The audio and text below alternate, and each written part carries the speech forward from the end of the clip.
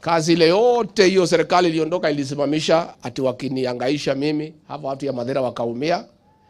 Watu ya Madera nataka niseme pole. Kazi yenu yote ilisimamishwa kwa sababu yangu. Naomba msamaha. Lakini sikuwa na ubaya. Nilikuwa nataka kusimama na haki. Na haki ilikuwa ya kwamba William Ruto ni mtu mzuri na ni kiongozi ambaye anaweza saidia Kenya. Mimi nikasimama hapo na yeye, project zetu zote zikasimamishwa. Na mimi nataka kusema asante, mlikuwa wavumilivu. Mkasema mnasimama na mimi. I want to thank you for your patience and understanding. And now that I'm Deputy President and William Ruto is President, all those projects that were suspended by the previous administration will now be revived and they will be implemented. Ndio wananchi waweze kufurahia. Mimi, I don't want to say beyond there. I want to say that Kenya is a country of the rule of law and we have a constitution. Huyu jamaa ya mandamano amezoea to force his way into government through violence. In 1982, he masterminded a military coup against the government of President Dan.K. Moi. Many Kenyans died and property was destroyed. He wanted to come to power through the back door. It was not possible. In 1997, when he stood for presidency, he was number 4. He lost. He brought chaos and violence, and President Dan.K. Moi brought him to government and made him Minister for Energy. You know what happened? Akakuja kwa serikali ya Moi, akaisabaratisha. In the year 2007, Mwai Kibaki, our beloved president, defeated him hands down. He brought chaos, many Kenyans died, property was destroyed, and Kibaki brought him into government through nusu mkate. You know what he did to Mwai Kibaki. In the year 2017, again, President Uhuru Kenyatta defeated him again. He brought chaos. He sowed fear to President Kenyatta. He brought him to government through the handshake. He came and destroyed the entire Jubilee agenda, made life impossible, confused our president, and made all projects to stall. 2022, we defeated him. He went to court. The Supreme Court made a decision. He has brought violence. He has brought destruction of property to intimidate President William Ruto and I to bring him into government. He is trying to come to government through blackmail. He is trying to blackmail us into talks. I want to confirm to the people of Kenya that the government shall not give in to blackmail. And nobody will come to power through violence. And I want to say, for the avoidance of doubt, this issue of the cost of food is not the real issue. Because when Raila Odinga was in government through the handshake arrangement with Uhuru Kenyatta, unga was 230 shillings. He did not demonstrate, he did not raise an issue. Unga has now come down to 175 and 180. That is not the real issue. The violence that is being unleashed against the people of Kenya by Raila Odinga is trying to force us to enter into a handshake and bring him to government through the back door. I want to say from Kangocho, here in Nyeri, the land of freedom fighters, that it is not possible for him to come to government through the back door. There is no constitutional provision whatsoever to bring Raila to the government. And I want to say, when he called for these demonstrations, he was aware there are no demonstrations in Kenya that has ever been peaceful. It's about violence and destruction of property. Since he started these demonstrations, no business has taken place in the Nairobi Business District. Property has been destroyed. Juzi ameenda Kibra, ameincite watu wamechoma msikiti. Ameincite watu wamechoma kanisa. Wherever he has been, he has left a tale of destruction of property. I want to assure the people of Kenya that tomorrow, Kenyans should go to work and open their businesses. The government has made elaborate and adequate arrangements to protect life and property. The government has a constitutional mandate to protect life and property of the rich and the powerful.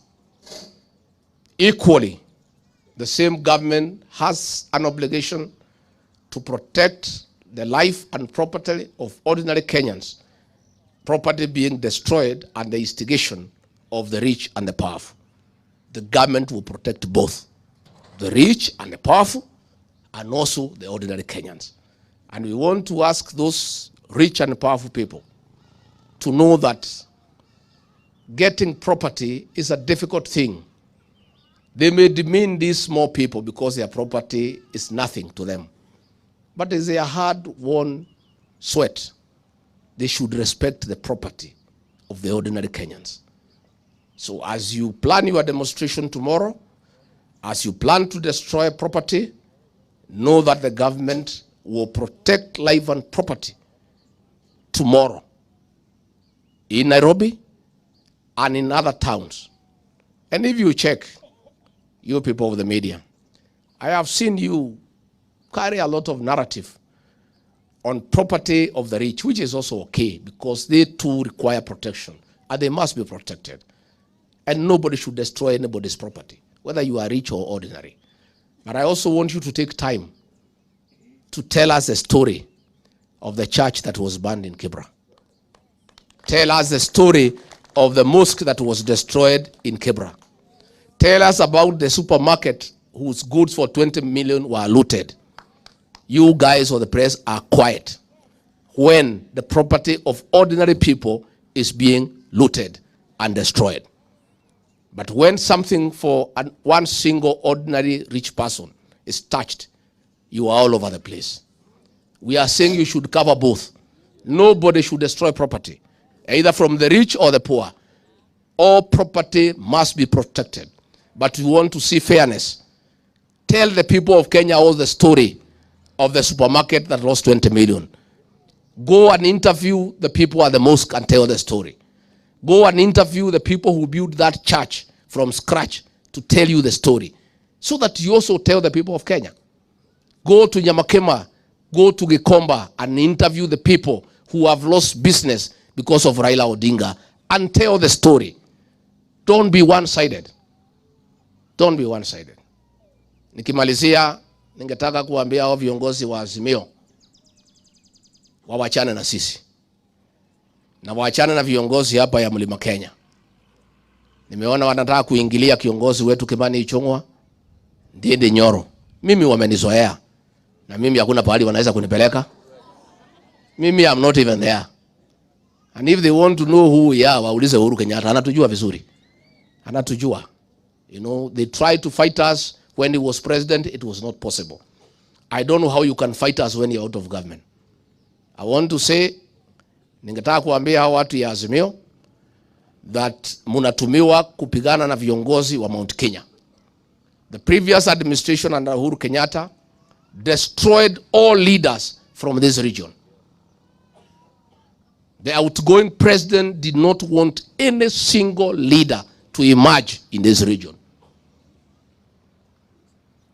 Kiongozi alikuwa akitoa kichwa, wanagonga. Sasa naona wameambia watu ya Azimio ati wampige huyu Kimani Ichung'wa. Kimani Ichung'wa is a leader in this region who is respected, who has a good brain and focus, and who has a future for this region. And vile walishindwa kutupiga saa hiyo, Mungu akatusaidia tukakuja juu. Hawa wametuma watu ya Azimio to try to destroy the future of our leader Kimani Ichung'wa katika area hii. I want to tell Honorable Kimani Ichung'wa to remain steadfast and to remain firm.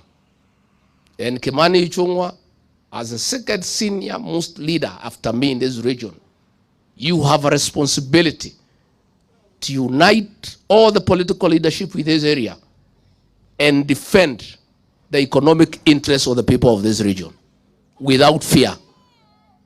And I know Kimani Ichung'wah and the rest of the leaders here have the capacity to protect our interest. Na tumwambie hawa wanatuma watu ya Azimio kupiga vijana wetu, kupiga Kimani Ichung'wah, kupiga Ndindi Nyoro, kupiga wengine, so that they destroy our future. I want to tell them they will not succeed. We have a duty, President William Ruto and I, to prepare young leaders for the next generation.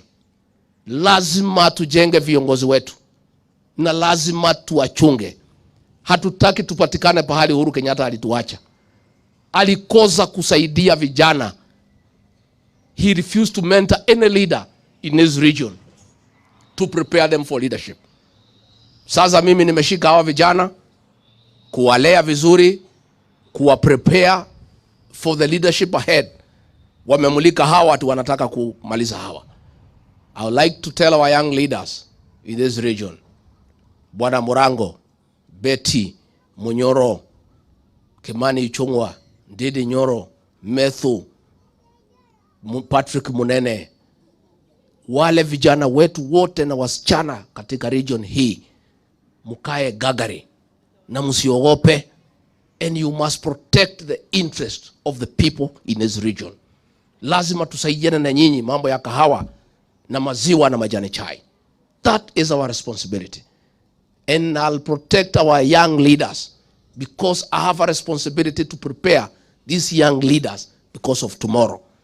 This region will never again find itself in the situation that Uhuru Kenyatta left us, without clear leadership structures. So we must mentor these young people. And I want to assure them of my support and that of the president as we prepare them for leadership going ahead.